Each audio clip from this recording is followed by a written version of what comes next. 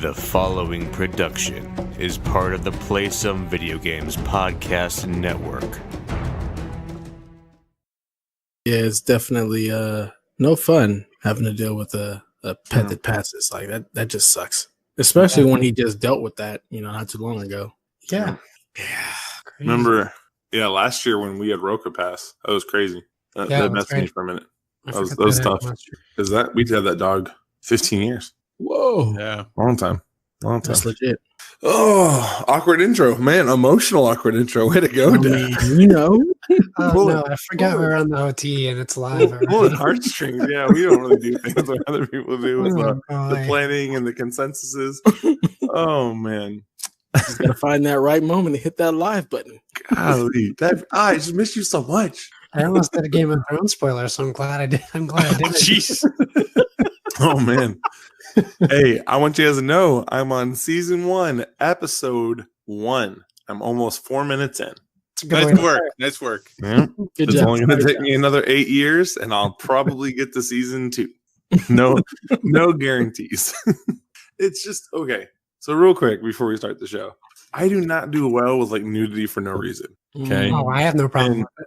And well, my issue was, and some people know this, I worked as a bouncer, and the actual thing that got me to a Christian college, that got me to leave the life I had, was one day I was bouncing, and I walked this 18-year-old young lady from the back to the stage because of the fact that she can't be by herself in Portland because there's alcohol served. One of the darkest stories that I have, like, just messed with me. Like, I was just like, what is wrong with life? Why am I doing this? I need to have a better job. I need to do something different.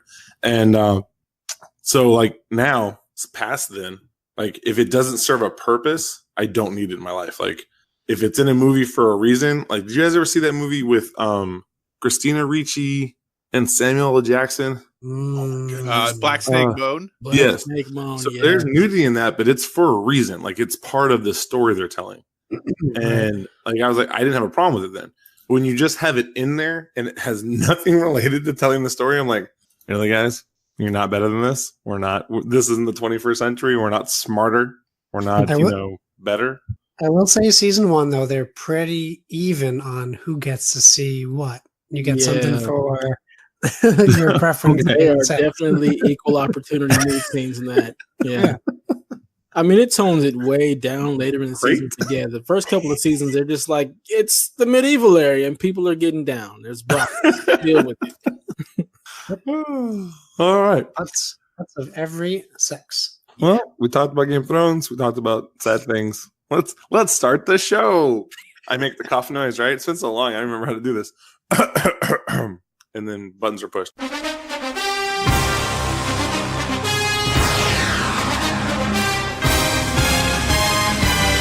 Shut up and sit down.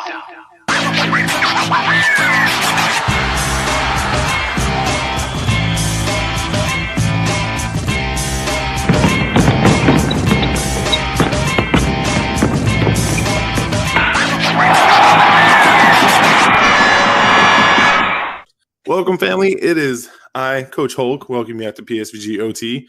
We want to thank our family over at Board of Video Games for letting us jump in their actual scheduled time slot in the studio. So thanks, Kyle. Thanks, Josh, for letting me and Dev jump in your time. So there will be a smaller Board of Video Games episode this week. They're only going to be at 94 minutes. So really appreciate them letting us jump in and borrow some of that time. With the new Patreon, there's all these things we have to worry about and things that have to happen. You have to sign this chart, and then Donnie gets mad if you don't fill it out right. And if it's not in Times Roman numeral, you get in trouble. I'm not good at it. So that's why me and Dad haven't been in here, because we just keep forgetting to sign up. We're getting there, though. Hopefully we get things fixed. But with all that being said, Dev, my friend, how are you? How is life? I'm good. Life is good. Just had a lovely Mother's Day. Mother's Day is always difficult now. Done with the passing of my wife's mother and her grandmother. So that was tough. But I think we had a really, really good day, which has led to a really good Monday. So things are good. Life is good. I'm just out here, sunny California. It's really hot already. It's like we just skipped spring altogether and went directly to summer. Nice. Which is rough because I like it when it's a little cool and not like you walk outside and you feel like the sun is going to burn a hole in the back of your head. That's a little. So it's like you sprang into summer. Oh, you can say that, sure. Lord, take back. You all know you missed that. That's some great Coach Hulk humor. That's the good stuff. All right. So Josh, how have you been, man? What's been up in the Josh life? What have you been doing? Oh, well, I just want you downsized your board game. That's tough. It's tough. No, yeah, that did not happen. It's also going to snow here tonight, so I just want Dev to know that. And then it will be 68 for the rest of the week after that, so that's always fun here. Yeah. And I don't mean to brag, but I mean, people at home can't hear, but I got this nifty little shirt that I don't think anyone else. No. It only took me to get Evan to my house to get it, though. So I was going to say, when you do all the shows, you deserve the polo, right? Yeah. I mean, you have put in a lot of work, a lot more hours than other groups on the PSVG team have. Yes. Well, so yeah, obviously it's probably my fault with the long run times because Kyle reins it in, and then I just jump onto other shows, so I get more podcasting time in my week. But speaking of Mother's Day, I have a super awesome wife who is very accepting of my hobby and is cool with me doing this. So I just have to give her like one night a week, and I'm pretty good for the rest of the week, which is nice. Respect. Yeah, you call that lateral play. Yeah, the lateral play. Yeah. And then it looks like all signs are pointing to a job change and schedule shift. So I should be working 5 a.m. to 1 p.m. A little while at least. So I will now have every night free. I mean, I might want to be in bed by 8 p.m., but I'll have every night free and be up at 4 a.m. every day. Nice. I do that now, but it's only because that's when I left. Yeah. Important to get up, get that early morning sweat in. Well, Kyle, the other half of the board of video games, how have you been? How was your Mother's Day? Did you have a great time, buddy? Well, my Mother's Day, we don't have kids, so there's no respect. There's no celebration per se within my household. I called my mom. I thought that was very nice. I've been kid free since 03, man. You stick it, you keep it going. 11 years of marriage without one. Way to go, team. Yes. So yeah, but no, it was a good Mother's Day, and we capped our Mother's Day celebration off by watching Game of Thrones. So that was pretty exciting. But otherwise, it's been good. The arrangement I have with my wife as far as my hobbies goes, I just have to kind of help her out with her hobbies. And then she allows me to do my hobbies because her hobbies are, I've talked about this on board with video games before. Her hobbies, we gender flop our hobbies pretty hardcore. Right before recording this, I was helping her in the wood shop build some shelving units. We're building all new shelving for our board games. So that is what I was doing. And Josh was like, "Hey, we're going to record a podcast." I was like, "Oh, sweet. I gotta move some shelves. I'll do that and be right down to the basement." So no, it was good. It's definitely good Mother's Day. Great to see the two of you. That's for sure. You guys have been sorely, sorely missed. Yes. We are. I'm not saying we're the best looking on the PSVG team, but we're pretty close. I mean, we're pretty. This beard with that face, we're good to go. Like we have a gift. I think we're in that top percentage. I think. Which doesn't really say all that much for PSVG, then, does it? No. Hey, listen, Kyle, you were the best looking guy named Kyle I know at PSVG. So you remember that. That's pretty high honor. Those other Kyles don't stand a chance compared to you. Are you sure you're not my mom? Oh, goodness. My Mother's Day was great. We watched the Blazers beat the Nuggets to clinch Game 7. CJ McCollum came out and was a bad man. Oh, that was delightful. Represent for Ohio. So Donnie should be happy that I mentioned Ohio because that's something he cares about. But yeah, CJ really, it gave me all the emotions. Guys, here's the thing. In 1990, young Coach Mo fell in love with Clyde Drexler, who beat Michael Jordan, right? And so I told my family, I'm making the switch, guys. I'm a Blazer fan now. Rip City. And then the Blazers proceeded to lose to the Bulls in the finals. Yep. And then never get back there. Never. For a long portion of my life, they were really bad. And now the Blazers. Yep. Oh man, Isaiah Ryder. Isaiah Ryder was so bad. Oh, I don't want to talk about it. And now we're in the Western Conference Finals. And I understand we're playing a very dangerous Warriors team. But here's how I see it. We're playing a Warriors team without DeMarcus Cousins. we're playing a Warriors team with an injured Kevin Durant. So that means we can win at least one game. And that's all that matters. If we get swept, I will be heartbroken. But if we win one, I'm going to celebrate like we won the freaking Super Bowl. Not the NBA championship, because that's not as important as the Super Bowl. But I'm going to be jacked like they won the Super Bowl. I'm going to be like, yeah, that's the best day ever. So, and then that night, the Cubs beat the Brewers. That was also really fun to watch. Yeah, it's been good. It's been good. Now, we're actually going to follow the theme this week of PSVG. They're doing something with E3. Now, I don't do a really good job of paying attention when Donnie posts things. Again, this is why we have been on the sign-up sheet. I'm not saying that it's his fault. I'm not saying that it's my fault, but it is my fault. So what we need to get over, though, is that we're doing E3. So we're going to talk about our very first E3 memory. So while you guys think about that, I'll tell you mine. My first E3 memory was 3 years ago with Donnie. Yes, folks. Guys, I didn't know what E3 was. I understood that it had something to do with video games, but if it didn't deal with Madden or Call of Duty specifically, I didn't care. And so I had met these friends named Nate. We all know the Spider Jedi. And I had met Dan and the other Josh, not you, Josh, the other one from Friends with Dan and those guys, and Brian and Ray. And they brought me this whole new ecosphere, this whole new realm of video game knowledge, which eventually led to me playing all these extra games to beat Nate. Because Nate did have a better gamer score than I did. I'm now like 440,000 above him or something like that. I caught him, passed him, whipped him. It was great. So now he introduces me to Donnie, and you guys introduced me to video game. And that first summer was my first like full E3 experience where I watched the E3. I understood that there were all these conferences and things that were being talked about. I actually started trying to follow things and like really get into it. That was my first E3 experience. Like, I'm sure I've heard of E3, but I had never watched it or paid attention to it or read anything about it until then. Why? Because it didn't have to do with Madden. So that was my first E3 experience, and it was a huge blessing. I remember doing shows with Donnie and doing shows with Nate and just talking about things and jumping on and just having these really open dialogue things about all these different shows. And I remember the thing that I loved the most was that I was so jacked and excited about Madden, that first one, that it led to me and Dan and those other guys having these really good conversations. And it was all about what was going to be different, what was going to be new. I never got to have that before. It was always, oh, Madden's coming out. Pick it up at the store, put it in, play it, find out what's new.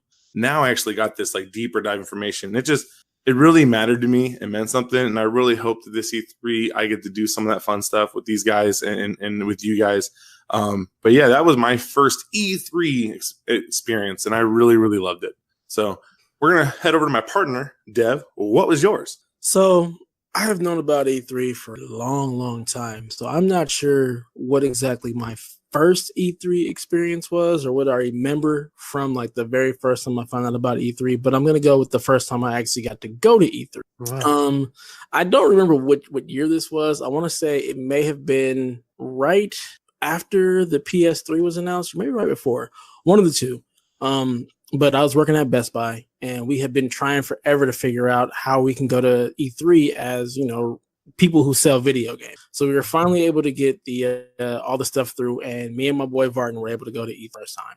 And dude, it was just like it was just like being a kid in a candy store, just walking in and seeing all the banners, all the different signs for different games, all the different posters and memorabilia and just stuff everywhere. And you just have this just massive crowd of people just all hyped for the same thing that you're hyped about. And it's like, you never get to before, like now when games weren't as mainstream as they are now, like everybody's a gamer in some fashion.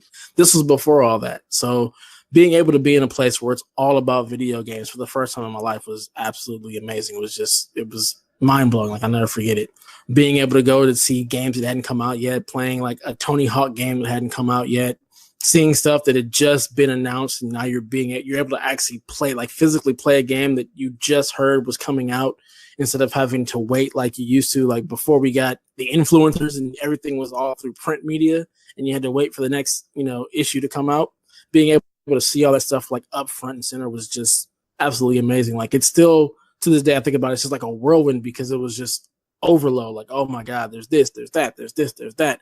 You don't realize how big the convention center is until you actually get there. And like, you're in this one little spot and you've seen like a bajillion games.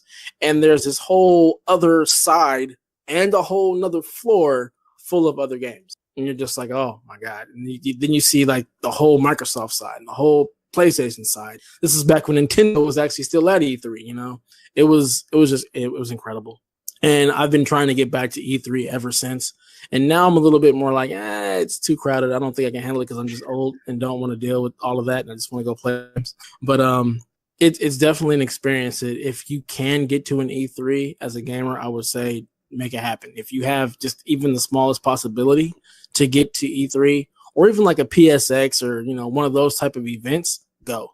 Because it is definitely, you know, just life-changing because you get to see like your passion just everywhere and people that share that same passion with you. It's just an awesome experience. Well said, my friend. Well said. Josh, how about you? E3 memory, top of the chains. I have a lot of good ones with PSVG, obviously. I've become more involved with E3 since I've joined PSVG, but I had to look up the year because my first real memory of E3, or when I can remember knowing it was a thing, was back in the like Nintendo Power days and the EGM magazines, stuff like that. Like around the time just before I started working at Blockbuster, where we'd have all the magazines we'd look at when we were bored.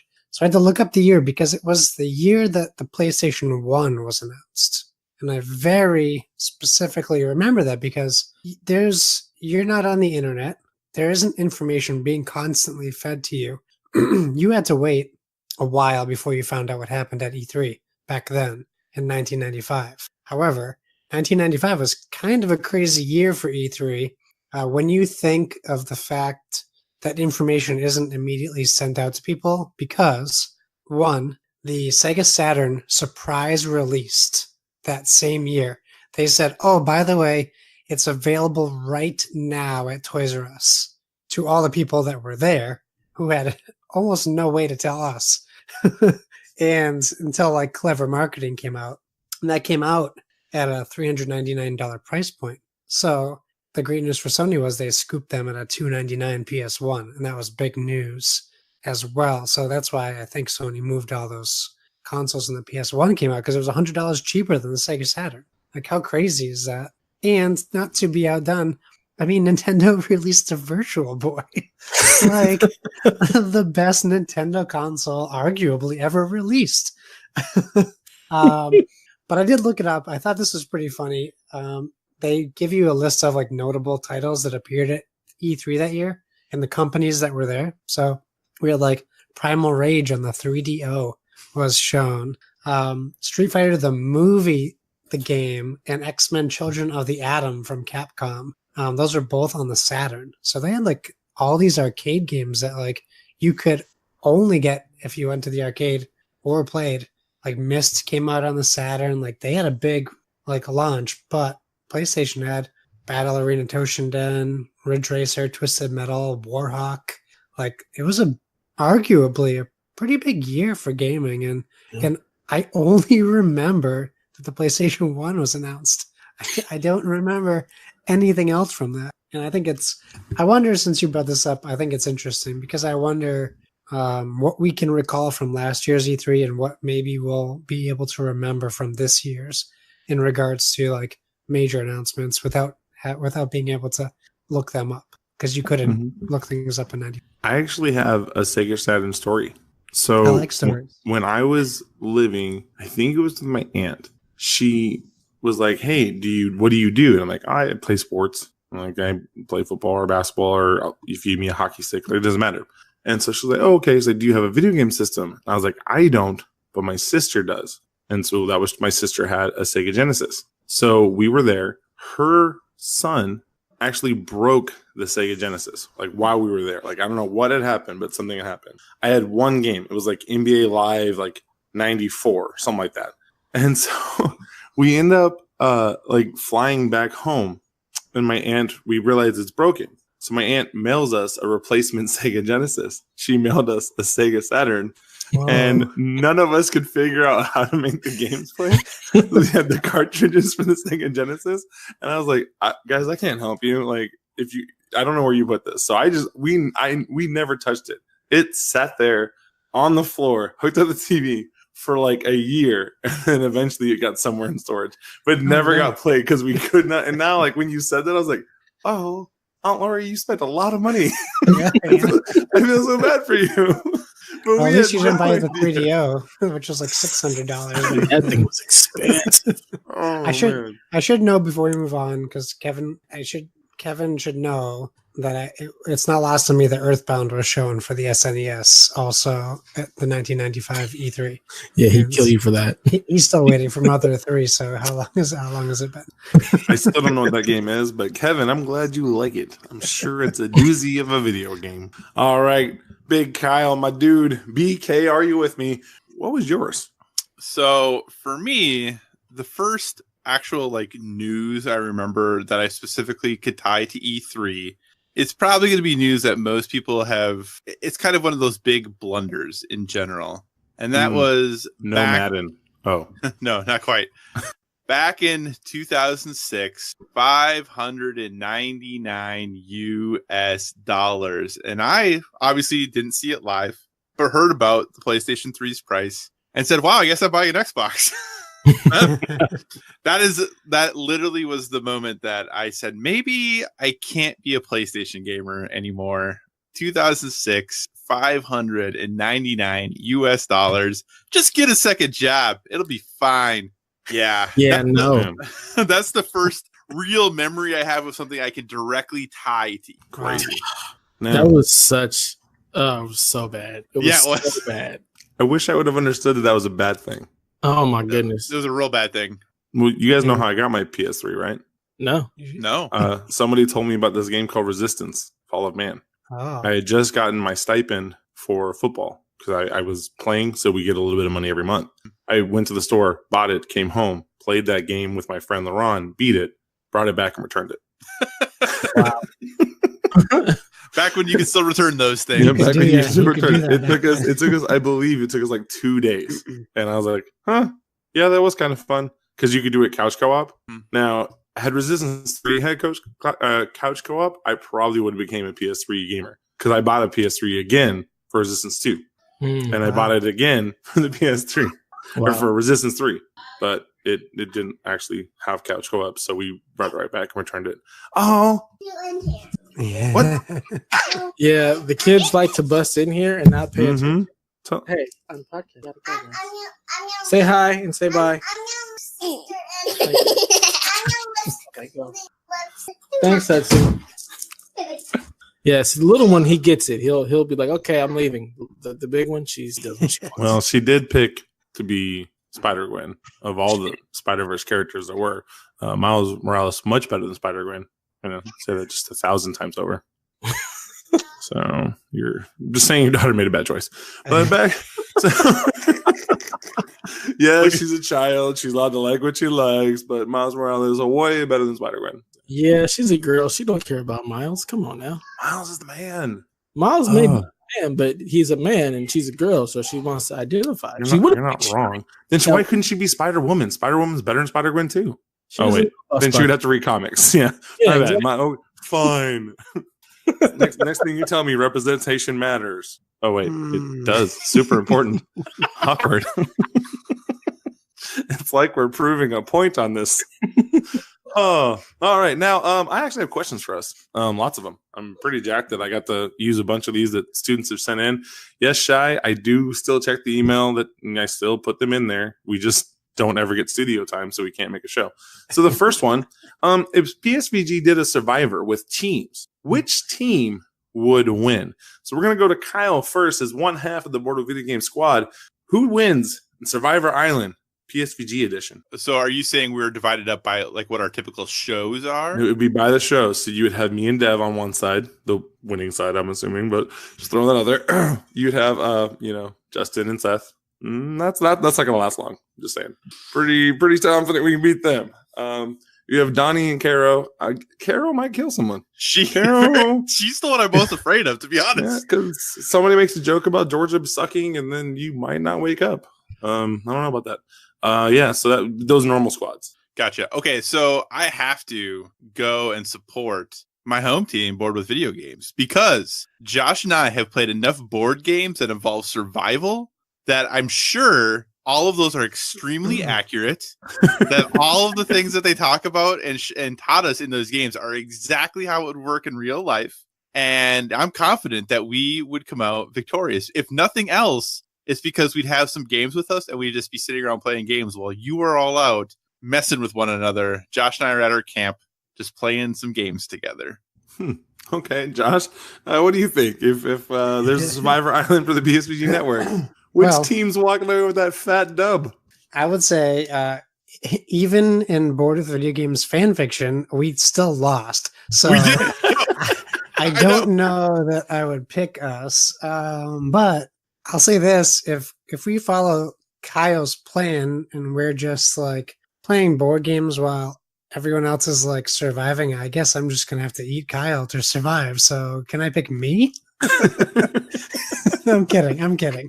I want to commend Kyle for being very brave to even address the Caro situation. That's very brave of you. I would be terrified to even address that she scares me.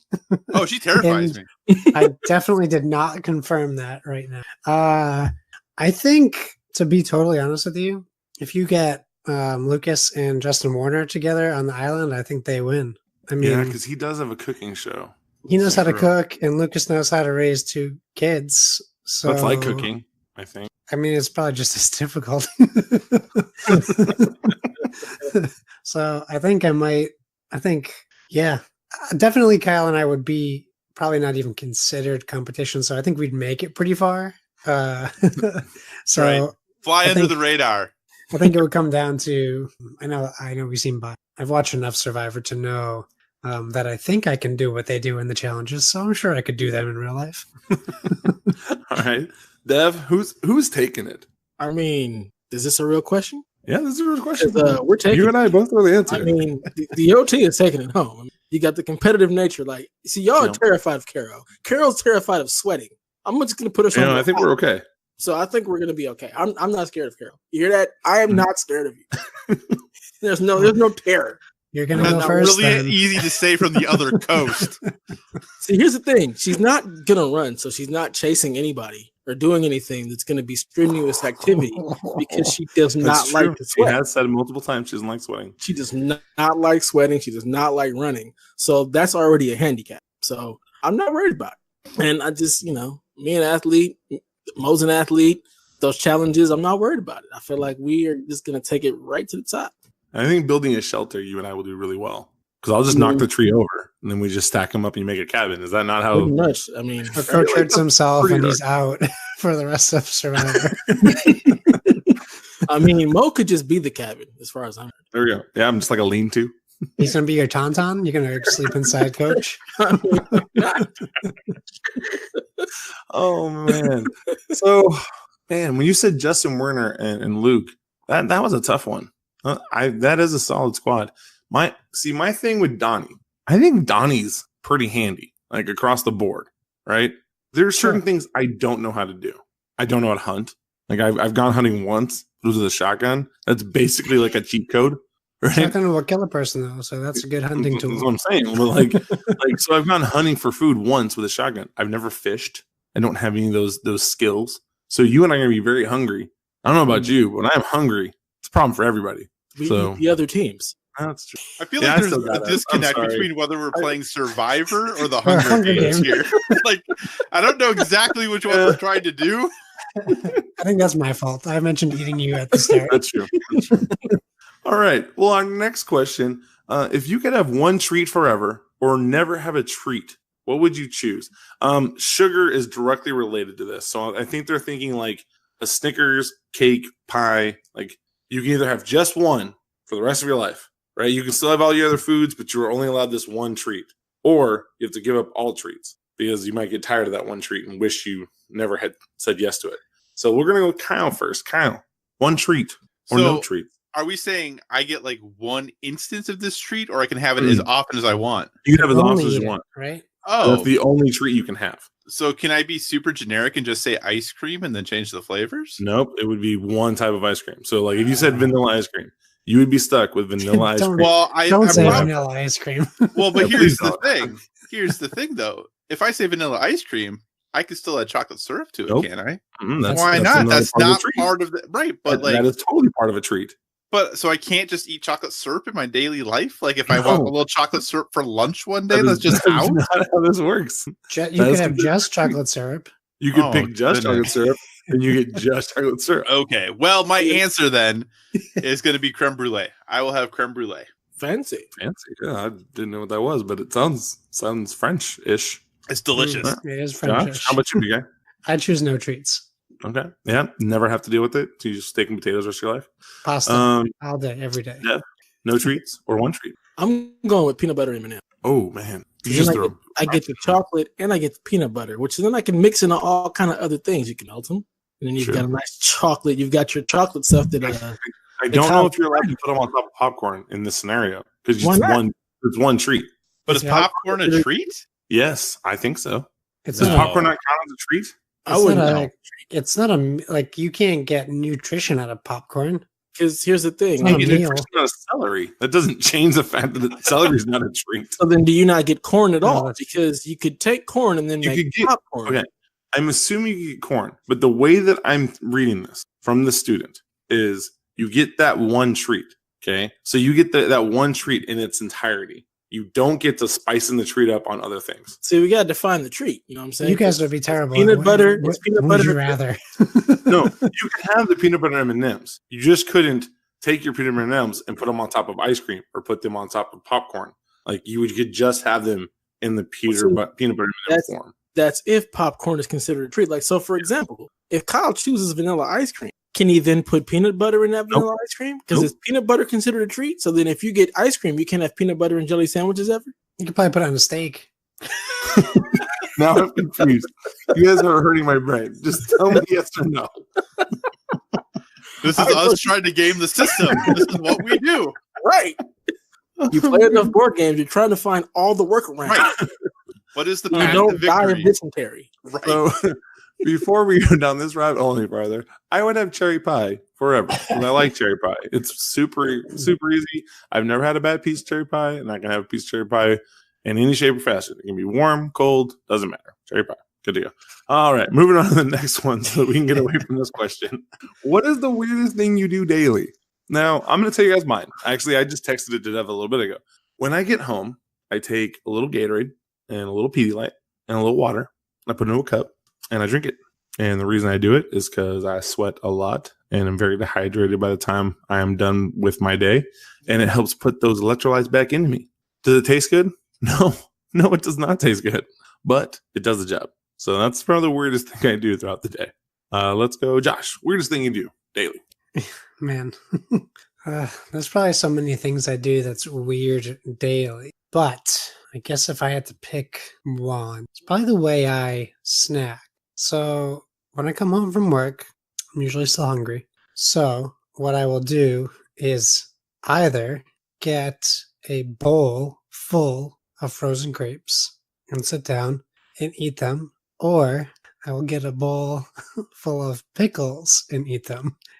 And not together, one or the other. Usually mix them up.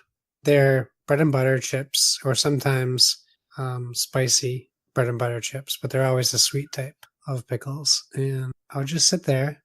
I respect my wife, so I won't do it in bed. Usually, sometimes I do. And that's probably the most PG way I'm going to tell you of a weird thing I do every day. Thank you.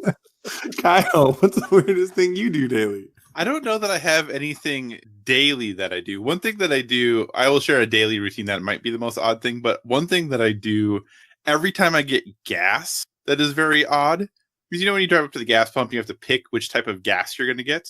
I always hit the button 3 times for whatever type of gas I'm getting. I have no idea why, but I always hit the button 3 times. That's a weird just quirk. But I think the thing that most people say is weird about me in general for my daily routine, we're recording this. It is currently 8:48 Central Time.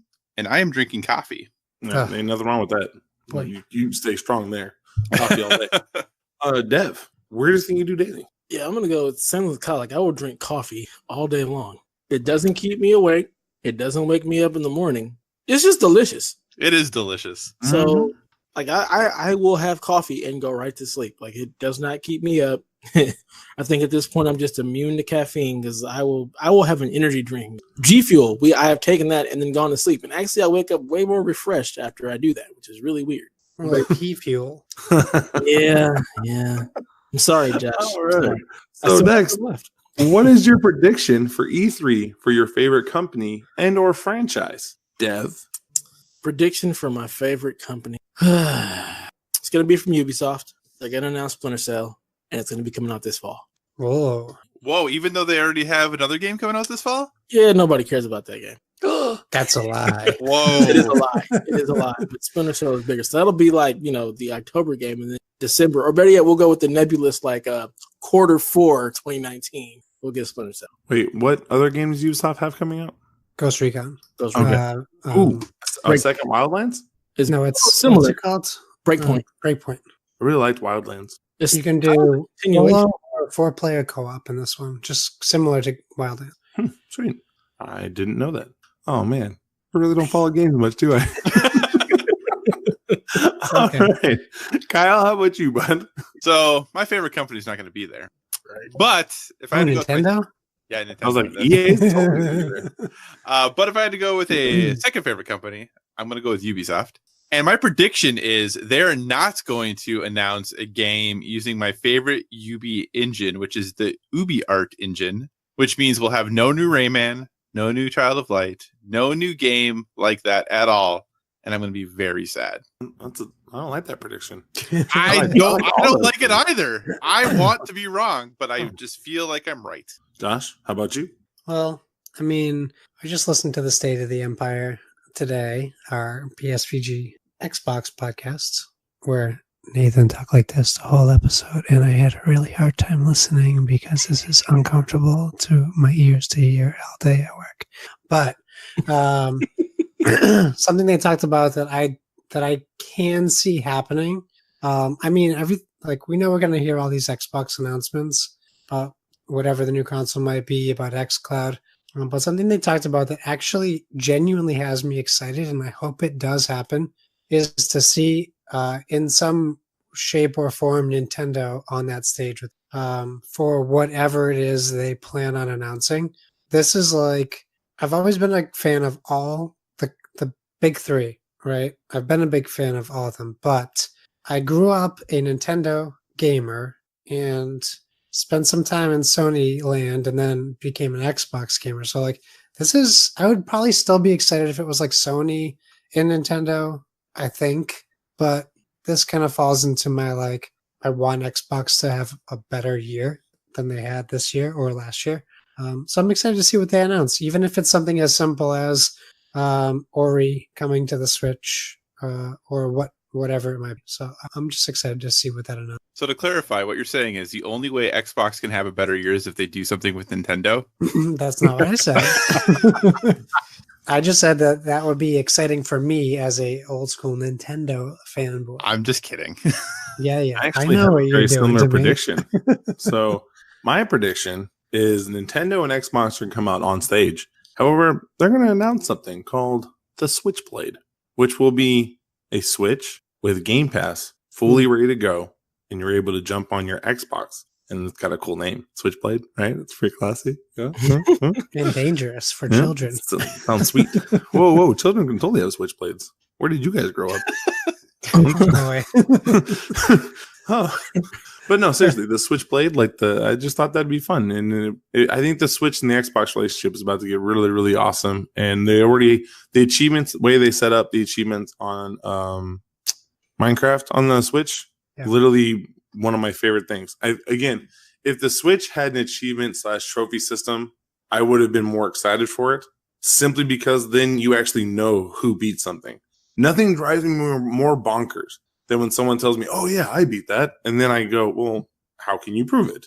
Whenever someone tells me that on the Xbox, I go, okay, let me see how many achievements you got on this. You only got one for 15 points. You didn't beat it. Come on now. Let's stop goofing around with yourself. So that's something I really think that the Xbox Nintendo relationship is going to come out, and I'm pretty jacked to see that integration, because I keep seeing students playing their Switch at school, and I'm like, if there was just one thing on there that I wanted to play, I would totally take it with me, because I'm at work from 4:30 in the morning until today. I got home at 9:15. Yeah. Okay, that's a long time to not be around anything gaming related. If the Switch had something, if it wasn't for that sweet Gears, not Gears game on my phone, I don't know if we signed an NDA for that. No, we didn't? Okay. No. If it wasn't for the Gears Pop game on my phone, I literally would play nothing. I play that all the time. That's my one video game that I've been playing regularly. So, yeah. All right. Game of the year 2019 that you played so far, Dev. That I've played so far. What have I played this? Yikes. Does Spider-Man count? Because that's like the one game I beat this year, other than playing, Breath of the Wild, which is definitely not my game of the year. Only if you like fractured storylines. There was nothing fractured about the story. Mm-hmm. Spider-Man was great. All right. Bleh. You didn't play it. I did for almost 30 minutes. Look at my trophies. Yeah. Show me your achievements. Show me your trophies, sir. You look, my trophies are on there. Gave it almost 30 minutes, and it was meh, and I walked away. That game was awesome. So, yeah, I'm going to go with that being my game of the year for 2019, because I haven't really played much else. Hey, as long as you liked it, we're good. Josh, how about you? Game of the year 2019 that you played so far? Oh, boy. If we're picking games that came out this year, it's got to be The Division 2. And, I think surprisingly I'd put Anthem behind that. I know, and I don't feel comfortable saying it, but for some reason I have to say Anthem. it. Anthem would have been high for me. It just lost out to one of the game, but I'll get that in a minute. Kyle, how about you? Man, I just was going through all the games I've played this year, and I don't know that I have any that I would jump up and put as my favorite. I was really struggling with this. I think if I had to pick one, I probably would pick Katana Zero as my favorite game I've played this year so far. I forgot about that one. I think I'd pick Katana Zero as, I think that's what I would pick right now. Nice. Anthem would have been mine, except 2 weeks ago, a game called Mortal Kombat 11 came out. Oh my God, Coach! Why did I forget about the thing? I didn't say that, Josh. The thing I love about Mortal Kombat 11 is that.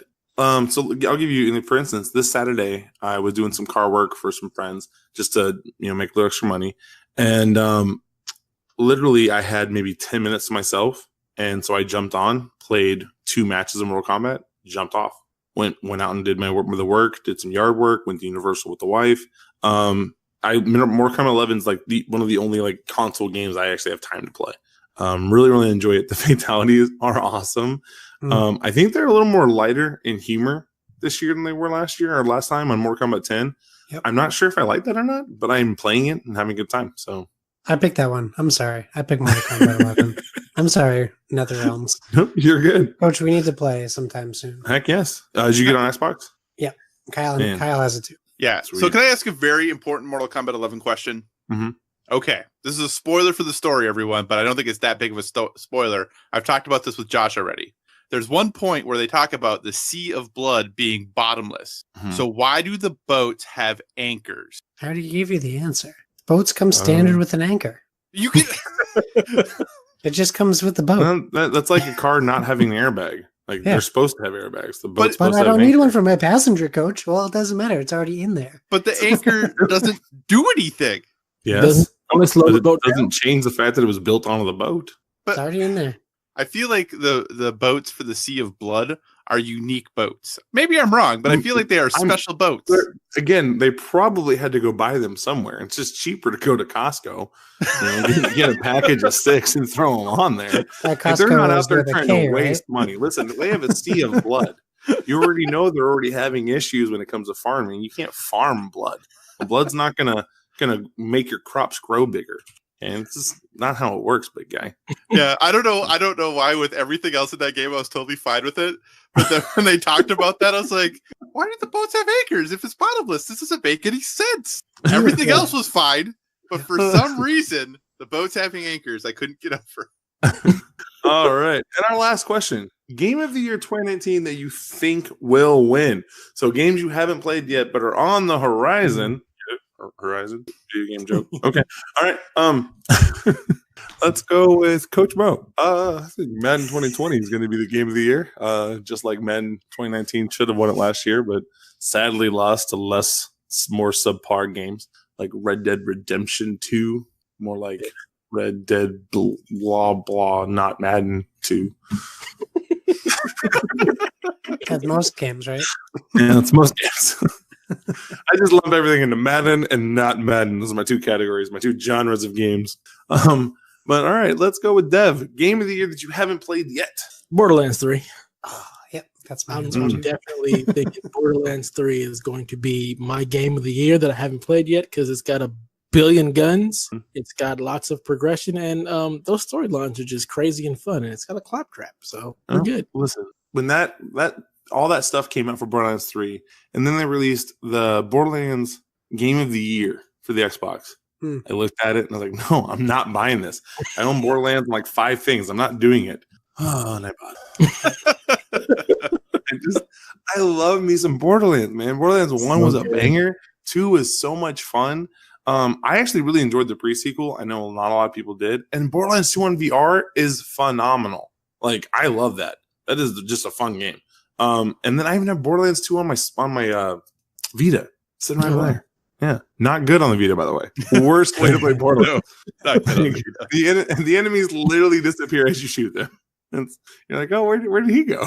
Is he dead? Probably. Who knows? Oh, all right, Josh. Game of the year you haven't played yet. Yeah, I mean it's Borderlands 3. It has to be. I mean, just look at what the trailer did for that game. How much like everyone saw that trailer. I think literally everyone who saw the trailer started playing Borderlands 2 again. Everyone. And if they didn't, they started playing Borderlands Handsome Jack Collection. Like, everyone started playing that again because it reminded them of just how incredibly well done Borderlands 2 was. And Borderlands 1 was also incredible. And, like, they released numbers today. Like, there's still, like, 1 million concurrent players for Borderlands 2, which is insane. Yeah, so I have a feeling, as long as Randy Pitchford can keep his mouth shut for the rest of the year, that Borderlands 3 is going to be an incredible success. If they don't tie Tales from the Borderlands into that game, I will be furious. They have characters from Tales from the Borderlands in the trailer. I'm sorry, like, I played that game, loved that game, shouted off to the rooftops, bought it for friends. Tales from Borderlands, I still feel like they owe me a second one, but we're not going to get into that. Yeah, what a game. What a game. Okay, Kyle, how about you? Future 2019 game that you think will win Game of the Year? I have no idea. I genuinely think it's going to be a game that we don't know is coming out this year yet, or doesn't have a date yet. Like Madden 2020 Zombie Apocalypse with Jay Cutler? Potentially, yes. Is he going to die between now and then? Hey, you better not talk about JC like that. Listen, you just called him a zombie. No, listen. I had actually had this idea for a Madden game a long time ago. Single player, like left. You remember Left 4 Dead? Mm-hmm. Except it was 4 players. This is 1 player. You play as Jay Cutler. After the game, zombie apocalypse jumps out, and he goes through and has to kill all these people as he gets across town to rescue his wife Kirsten and his little cutlets, his kids, and he saves them. I always wanted that game. Never happened. I don't know why people don't make games that I tell them to make, because that would sell billions of copies. It's Jay Cutler, the strongest arm in NFL history, the legend. If you guys haven't watched the show, Very Cavalieri, hilarious. He is so funny. He is really funny on that show. Dude, he cracks me up. I die every time. He is just one of the funniest human beings. Love that guy. I wish. Go ahead, brother. If I was going to pick a game, though, I would have to just say, I mean, Wolfenstein Youngblood, I think maybe. That'll be good. I really enjoyed the other Machine Games, Wolfenstein games, and I know this isn't a quote unquote full release, but I'm hopeful that this will live up to Wolf 2. So that's if I had to pick one, what I'd probably pick. Respect. Again, thank you guys for letting us share the studio time with you. So as we wrap up, anything you guys gonna be working on? Don't give any hints on the future boards video games gonna be recorded next for 3 minutes. So what's going on, Kyle? What you got coming up down the pipeline? Well, I mean, I don't know. Okay. Yeah, I really don't know. Josh and I are continuing to working on things. I think we're going to hopefully get back to having a few more guests on again here as we move forward. And really just kind of looking forward to summer rolling out here and hopefully getting some more board games played and all that good stuff. So nothing specific, nothing huge that I could think of, Josh, unless you have something that you can think of we should be talking about. Well, I mean, we're chasing episode 100. It's getting closer. So look for something special from Board with Video Games for that. I talked to Kyle last week. We're going to steal kind of an idea that Seth had in Discord last week. I won't say too much on that right now, but look forward to a more interactive Board with Video Games coming up, at least for one episode. Probably never again. It'll probably go horribly. We'll see how it goes. It should be interesting regardless. Yeah, and I mean, PSVG is just gearing up for E3, so you can hear probably all four of us in some aspect within the next month talking about predictions or reactions or whatever we're going to see from this year's E3. And I mean, everyone here is along for the ride, but like PSVG is doing some great things, some awesome things. I'm really psyched and happy to be a part of it, and I'm so thrilled there's going to be an OT because everyone's... All right, Dev, how about you? What are you working on, my dude? Editing this podcast after we're done. Yeah, way to go, man. I'm so proud of you. No one edits podcasts like you do. Other than that, the Google Stadia show, I'll definitely be on that. I think we're recording a show this coming Sunday for E3. Other than that, just trying to get in where I fit in, but just looking forward to all of this wonderful E3 announcements. Some good stuff coming down the pipeline. That's really it for me. Nice. For me, I'm going to try to figure out the Google Forms that we can get into the studio time and sign up for these things. Will we record again next week? Probably not. Just telling you right now. I still don't understand what this thing says. Click yes if you want to record on a Tuesday. Who even knows? Who even knows? But at the end of the day, OT family, we love y'all. We are so grateful for all of you guys hitting us up, especially on the Discord. Please hit us up in the Discord. I am really bad at checking Twitter. Okay, I'm just telling you right now. I'm not on it a lot. I had a friend who thought I left a group. And I was like, nope, just had nothing to say, guys. Just had nothing to say. Just not paying attention. We love y'all. Work is crazy, and I promise when we and Dev have time to do another show, I will fill you all in on it and tell you all the fun stories of this year. I actually have a letter I get to read to you guys that was like gut-wrenchingly good from one of my students on how much they loved my class and what they learned and stuff. I want to share those stories with you guys. But what I do know, that this is the end of this episode. Will there be more? Probably. And when they happen, can't wait to talk to you guys again. So remember, we love y'all. Have a great day, family. And that's game over. This has been a production of the Play Some Video Games Podcast Network.